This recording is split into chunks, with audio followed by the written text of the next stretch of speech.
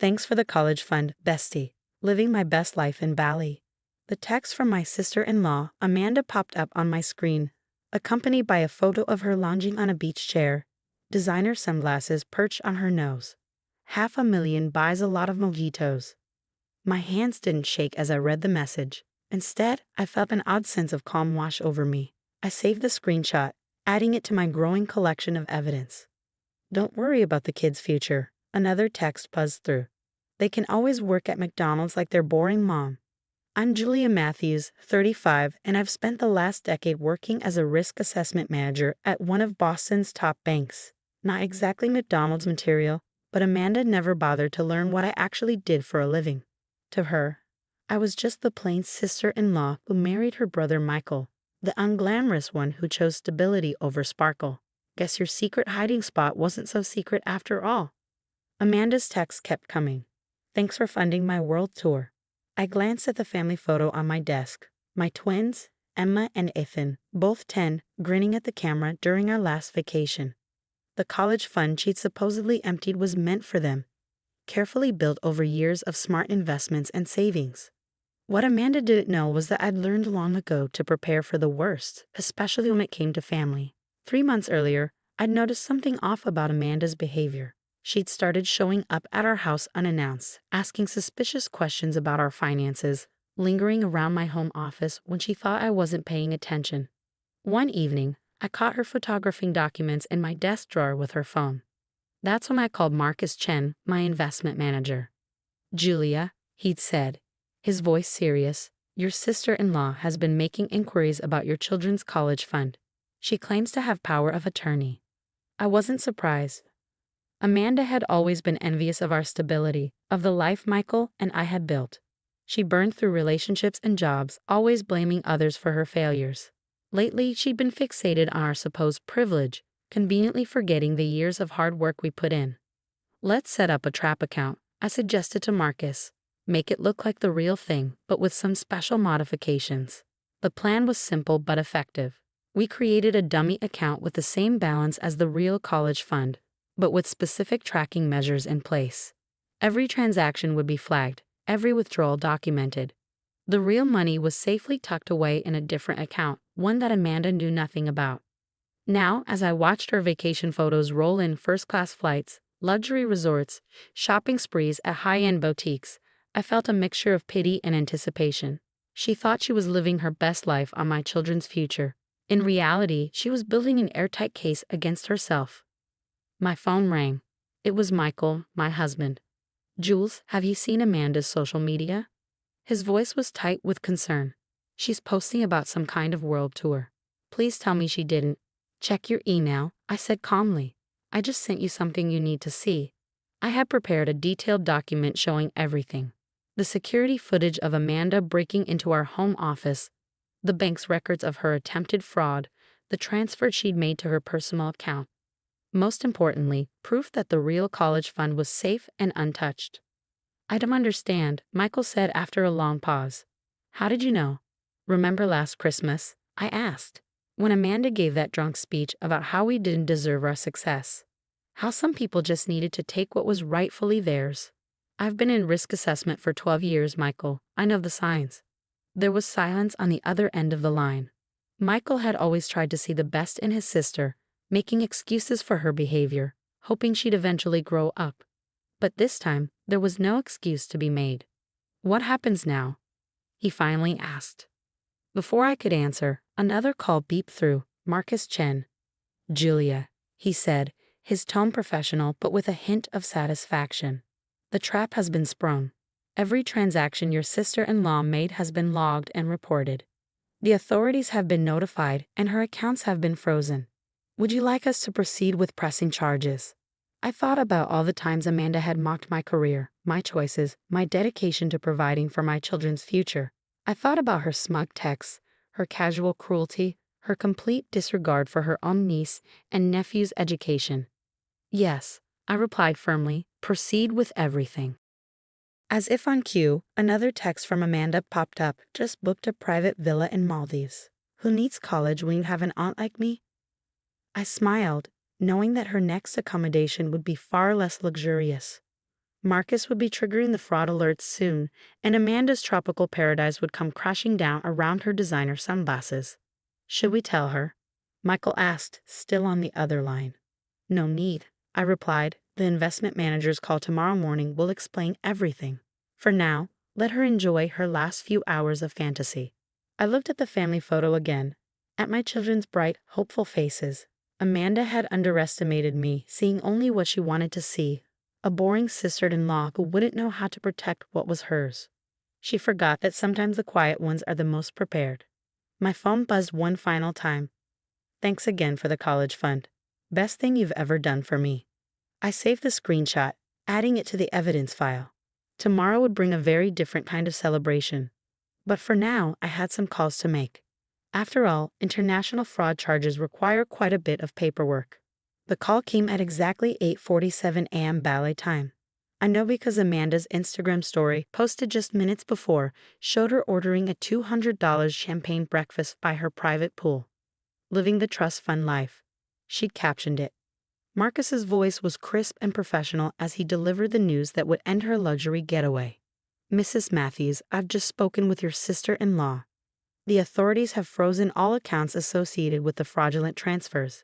Would you like me to patch you into the conference call? I muted my end and listened as Amanda's world imploded in real time. What do you mean frozen? Amanda's voice cracked with panic. There must be some mistake. That money was given to me. Ms. Walker, Marcus replied, we have documented evidence of unauthorized access and fraudulent transfers totaling $489,742.53. The funds you accessed were part of a monitored security account. Every transaction has been logged and reported to the Financial Crimes Unit. The silence that followed was deafening. But Julia never said anything. Amanda's voice rose hysterically.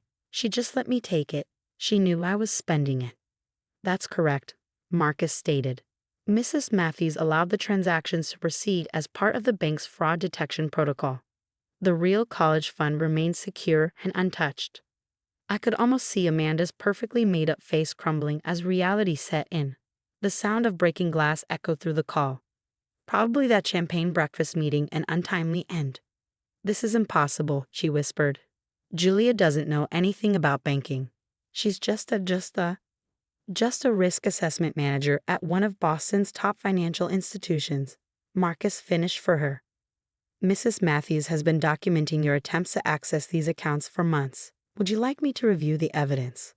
What followed was a detailed list of every break-in attempt, every forged document, every unauthorized access, complete with dates, times, and security footage. Amanda had been so confident in her superiority that she hadn't even tried to hide her tracks. The local authorities have been notified, Marcus continued.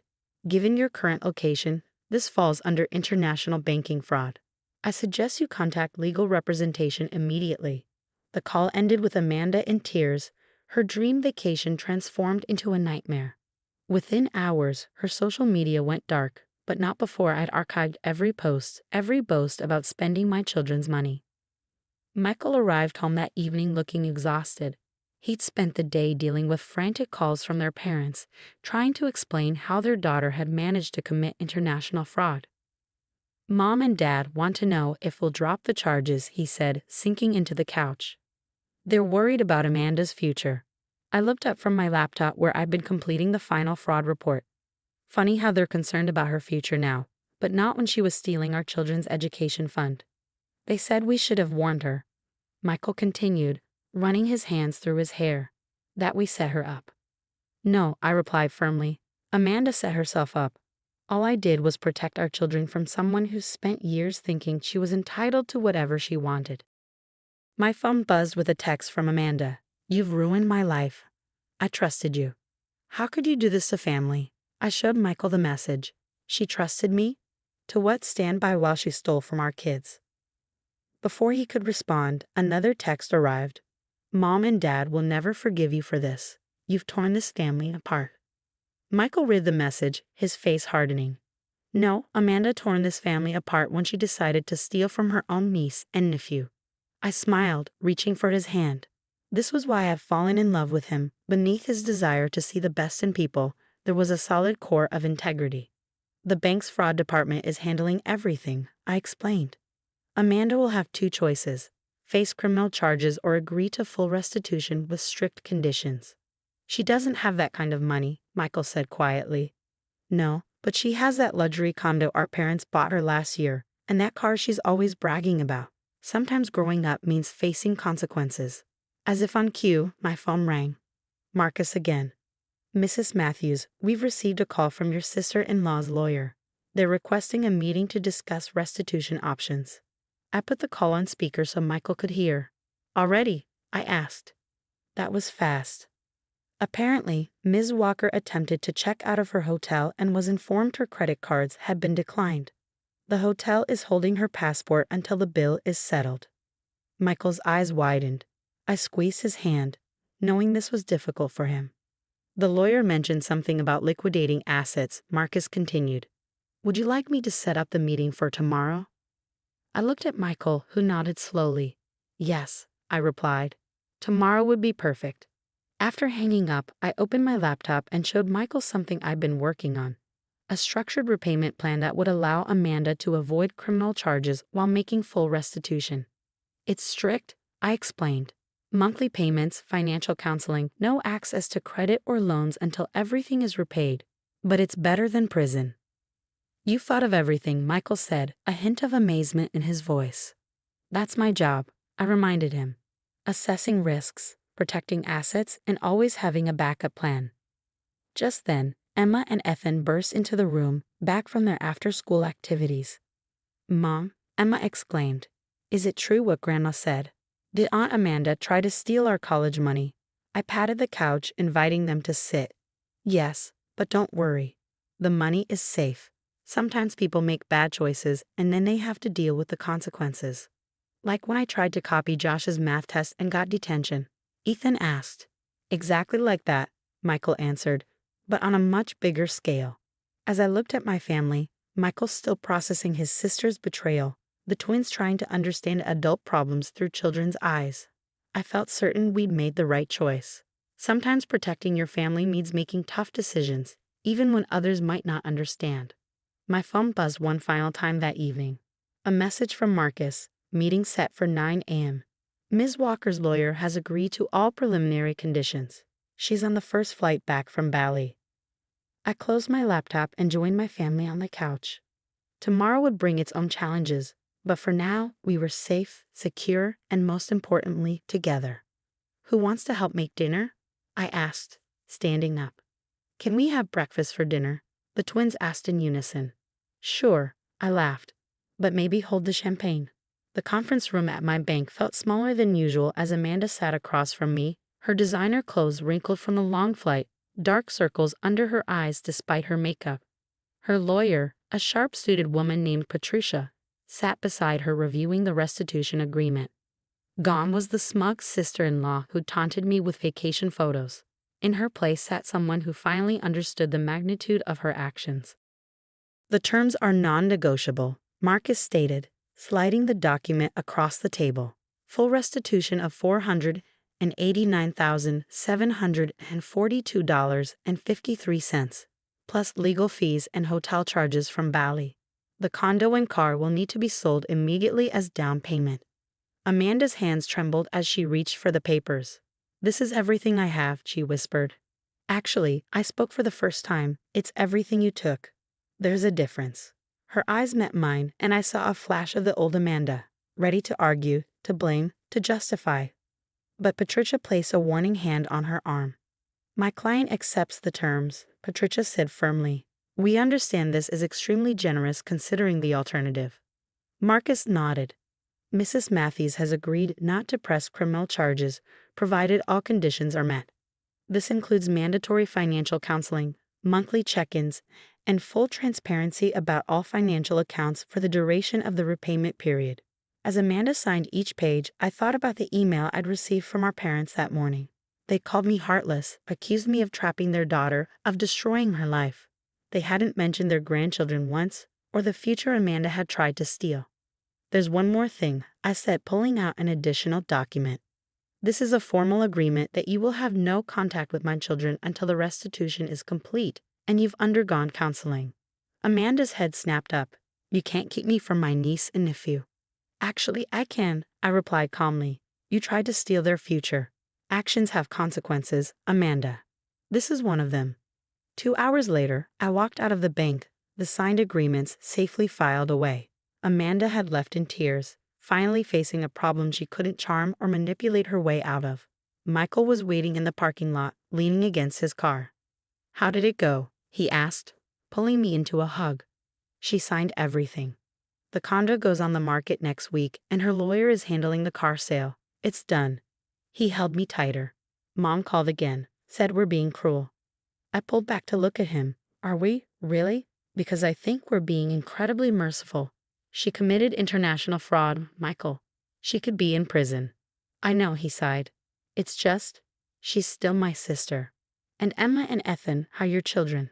I reminded him gently. Sometimes being a parent means making hard choices to protect your kids. 6 months later, life had found a new rhythm. Amanda's condo and car had sold, covering almost half of what she'd taken. She'd moved into a small apartment and found a job. Her first real one in years. The mandatory counseling was revealing deep-seated issues with entitlement and jealousy that she was finally being forced to address. Our parents were still struggling to accept the new family dynamic, but they'd stopped trying to make us feel guilty about protecting our children's future. One evening, as Michael and I helped the twins with their homework, Emma looked up from her math book. Mom, she said thoughtfully, is Aunt Amanda ever coming back? I exchanged a glance with Michael before answering. Maybe someday, honey, when she's better and has shown she can be trusted again.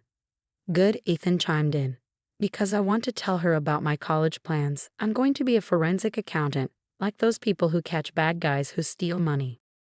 Michael tried to hide his smile while I fought back tears. Our children were learning valuable lessons about responsibility, consequences, and the importance of protecting what matters. Lessons Amanda was learning too, albeit the hard way. Later that night, I received an unexpected email from Amanda. Julia, the counselor says I should take responsibility for my actions, so here goes, I'm sorry. Not just for taking the money, but for everything. For mocking your job, your choices, your life. You weren't boring, you were smart. You weren't plain. You were prepared. I didn't see it then, but I do now. I know it doesn't fix anything, but I want you to know I'm working hard to make it right. Amanda. I showed the email to Michael, who read it with tears in his eyes. Think she means it? He asked. Time will tell, I replied, but it's a start. I closed my laptop and looked around our living room, at the homework spread across the coffee table, the family photos on the walls, the life we'd built and protected. Amanda's actions had tested us, but they'd also proven something important. That sometimes the quietest person in the room is the one you should watch out for, especially when they're protecting their children's future. The college fund remained safe and growing, a testament to preparation, patience, and the power of letting people reveal who they really are. As a risk assessment manager, I'd always known the importance of planning for worst-case scenarios. As a mother, I learned that sometimes those scenarios wear a familiar face. But tonight, helping my children plan their futures, I knew we'd all learn valuable lessons about trust, consequences, and the true meaning of family. Sometimes the best revenge isn't punishment, it's simply being prepared.